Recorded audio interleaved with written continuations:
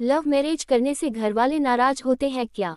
बेटे की बात सुनकर माँ की बोलती हो गई भागवन। प्यार का नाम सुनते ही माँ का चेहरा उतर गया। माँ, मुझे तुमसे एक जरूरी बात करनी है, अमित ने बहुत धीमी आवाज में कहा था। शाम का वक्त था, घर में बस किचन से तड़के की आवाज आ रही थी।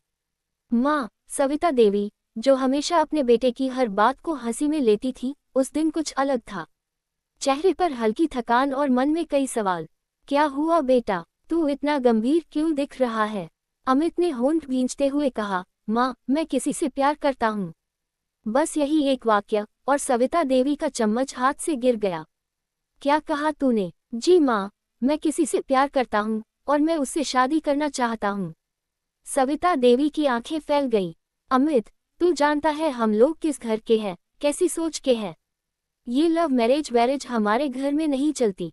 अमित ने धीरे से कहा। माँ, वो लड़की बहुत अच्छी है, आप बस एक बार उससे मिल लो। माँ ने कटाक्ष भरी नजर से देखा। नाम क्या है उस लड़की का? नेहा। और कौन है वो? हमारे जात बिरादरी की। अमित कुछ सेकंड चुप रहा, फिर बोला, नहीं माँ, वो दूसरी जात की है। बस इतना कहना था कि घर में सन्नाटा छा गया। माँ की आवाज कांप उठी। अमित, क्या तू अपने बापू की इज्जत मिट्टी में मिलाना चाहता है? समाज में हमारा क्या चेहरा रह जाएगा? अमित ने शांत स्वर में कहा। माँ, समाज क्या कहेगा ये सोचते सोचते लोग अपनी खुशियों से दूर हो जाते हैं। मैं बस चाहता हूँ कि मेरी शादी आपकी रजामंदी से हो, किसी से छुपकर नहीं। सविता देवी उठ खड़ी हुई। बस अब तू कुछ मत बोल, मुझे ये सब सुनने की आदत नहीं है। ये सब शहरों में होगा, हमारे घर में नहीं। अमित की आंखों में आंसू आ गए, लेकिन उसने एक शब्द नहीं कहा। वो जानता था माँ नाराज है, लेकिन वो ये भी जानता था कि प्यार झूठा नहीं था। भाग 2। नेहा का डर और अमित का संघर्ष। अगले दिन अमित अपने ऑफिस पहुंचा तो मन बिल्कुल खाली था। नेहा ने पूछा, क्या हुआ अमित? घर में बात की थी ना? अमित ने सिर झुकाया। की थी, लेकिन माँ बहुत नाराज हो गई। नेहा के चेहरे पर चिंता झलक गई। मैं नहीं चाहती कि तुम्हारी वजह से तुम्हारे घर में कलह हो। अमित ने तुरंत कहा। नेहा, मैं हार नहीं मानूंगा। मेरी माँ बहुत भावुक है, वो आखिरकार मान जाएंगी। लेकिन भीतर से अमित को डर था।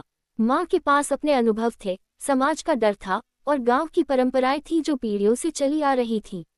वो जानता था, एक बेटे का प्यार और एक माँ की इज्जत, इन दोनों के बीच टकराव होना तय था। शाम को घर लौटा तो सविता देवी बापू के फोटो के सामने दीपक जला रही थी। अमित ने धीरे से कहा, माँ, माफ करना अगर मैंने आपको दुख दिया। माँ बोली, तू जानता है तेरे बापू ने तुझे कैसे बड़ा किया था। हमने कितने सपने देखे थे कि तू अपनी जात, अपने घर की परंपरा निभाएगा। अब तू शहर की हवा में बदल गया है। अमित ने माँ के पैर छुए। माँ, मैं बदल नहीं गया, मैं बस इतना चाहता हूँ कि आप मुझे समझें। सविता देवी की आंखों में आंसू आ गए। समझूं क्या? तेरी खुशी देखूं या अपने संस्कार तोड़ दूं? अमित चुप था, लेकिन उसके दिल में एक आवाज थी, अगर प्यार सच्चा है तो उसे छुपाने की नहीं, निभाने की हिम्मत चाहिए।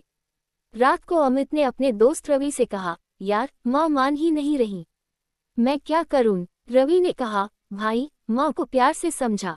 तू एक बार नेहा को घर ले आ, ताकि माँ देख सके कि वो कैसी है। कई बार लोग चेहरे देखकर बदल जाते हैं। अमित को ये बात जमी। उसने तय किया कि अब की बार वो माँ को दिल से समझाएगा, बहस नहीं करेगा। क्या सविता देवी मान जाएंगी? क्या नेहा और अमित का प्यार परिवार की दीवार तोड़ पाएगा? जानिए अगले हिस्से में। भाग 3। माँ के दिल में उठी जंग। अगली सुबह सविता देवी मंदिर गई। हाथ जोड़कर बोली, हे प्रभु, अगर मेरा बेटा गलत रास्ते पर जा रहा है तो उसे समझाओ, लेकिन अगर उसका रास्ता सही है तो मुझे हिम्मत दो कि मैं उसे समझ सकूं। उनके मन में उथल पुथल थी।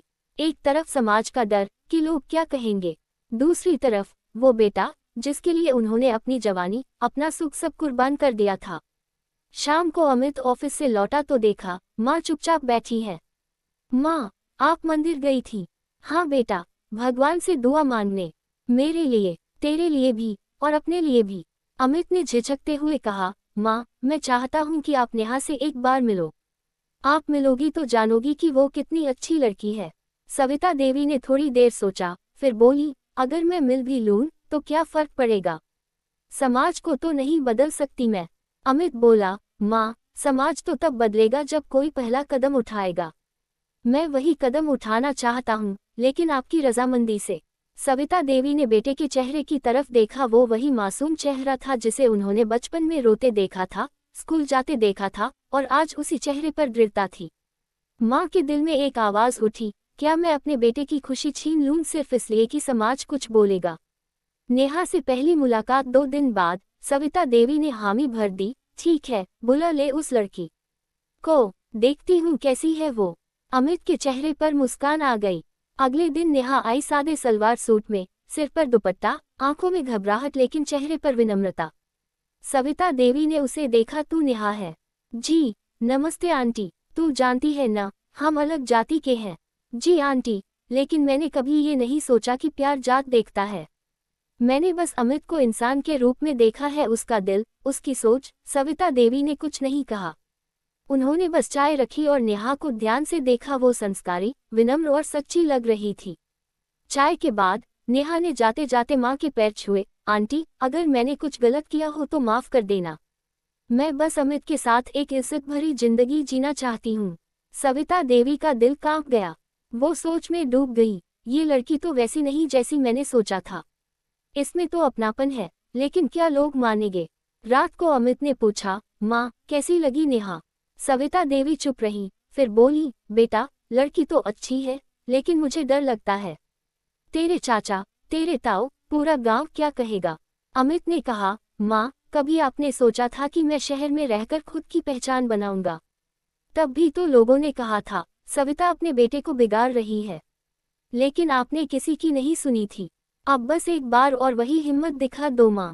सविता देवी की आंखें भर आईं। उन्हें लगा जैसे वक्त ने एक बार फिर उनसे परीक्षा ली है। भाग 4। माँ की बोलती हो गई बंद। अगले हफ्ते गांव में किसी रिश्तेदार की शादी थी। सविता देवी और अमित दोनों वहां गए। शादी में रिश्तेदारों की बातें शुरू थी। अरे सुना है अमित किसी दूसरी जात की लड़की से शादी करेगा। सविता बहू को हो क्या गया है?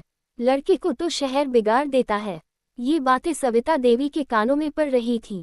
दिल में टीस उठ रही थी, पर चेहरे पर संयम था।